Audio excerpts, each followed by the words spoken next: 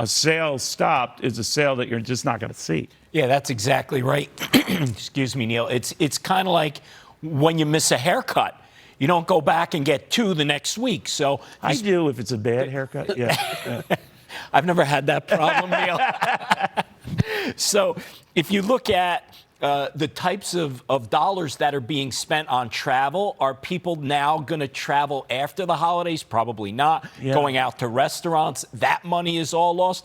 And listen, maybe there's some people who say, you know what, that gift didn't arrive in time. Well, you know, maybe we'll just send it back. Yeah, timing is everything. I had it, honey. I don't know what happened. Yeah, got lost somewhere. Yeah. The general economy, we were talking about the markets in the last hour, general. But I always think there is a bit of a dichotomy here, isn't there, Gary? Because, and I understand what you're saying about certainly markets, they have room to get hit more. But I am seeing these still book solid restaurants. We're talking about Disney, where they're, they can keep raising the prices and people keep paying them. Now, to your point, they'll eventually tap themselves out. But that's what I think is very distinct from the Carter Stagflation era, where we were losing hundreds of thousands of jobs month in and month out, and inflation was at a double-digit clip. So I'm just wondering if that backdrop is better than we think. It is better than back then, I can tell you that, and inflation is coming down. What's weirded me out, we'll wake up one morning and the Philadelphia Fed Index comes out, and it's depressionary, not recessionary, and then the next morning a job market number comes out and looks pretty darn good. So there's what keeps the job market so strong? These 10.5 million jobs that go begging. Usually the job market is the last thing to go when things really start to tip over. Why? Because companies are loath to lose people because they're not sure just yet. We've been seeing job gains. And that's why the economy's still what I would call in shape and not getting in big, bad trouble. But I look at the inverted yield curve, which is, in records right now, and has pretty much 100% record of presaging a recession. Where shorter-term yields are now higher than longer-term yields. Much higher. And that does normally presage some bad. Bingo, and all along the curve. Right. And then just, as I said, other things to watch. Manufacturing numbers not that great, and we are starting to see some job losses. You're seeing in crypto, which is normal, mortgage normal, technology starting to hear it now, Wall Street.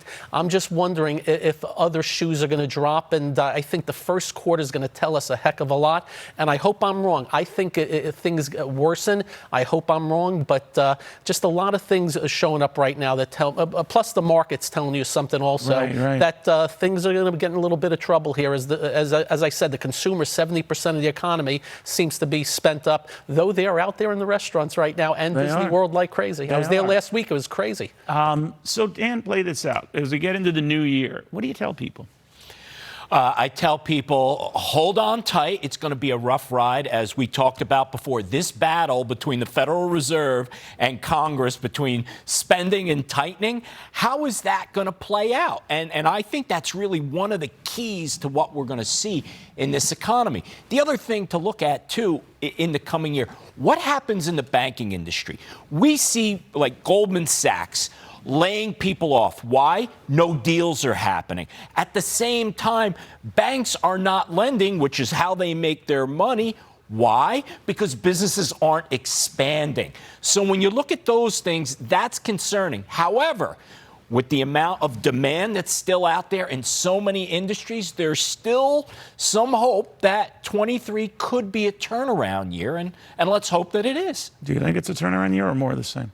If the Fed, I hate bringing them up because they're just too much of them.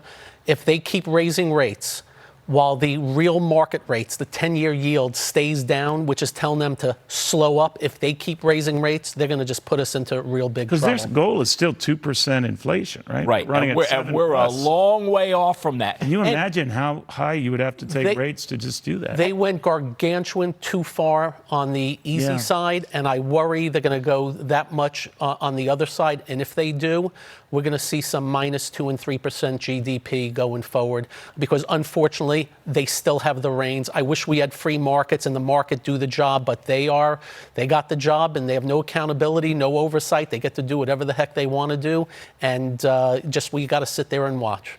And with the Fed, let's say, easing up a little bit and only going 50 basis points instead of 75, I looked at that and said, if their target is 2%, how long is it going to take to get there? If you're committed What's the to consensus 2%, on the next rate move? Like a 25 basis points? right, and it's taking a wait and see approach. Right. Wait and see what exactly. If you're committed, if you're saying 2%, then let's get there sooner than later, and that's going to be a lot of pain. But we're going to have a lot of pain getting to 2% if we're only going to be moving at a quarter point or half a point at a time, Neil. If I was Jay Powell, that's the rate, if I was Jay Powell now, I do nothing.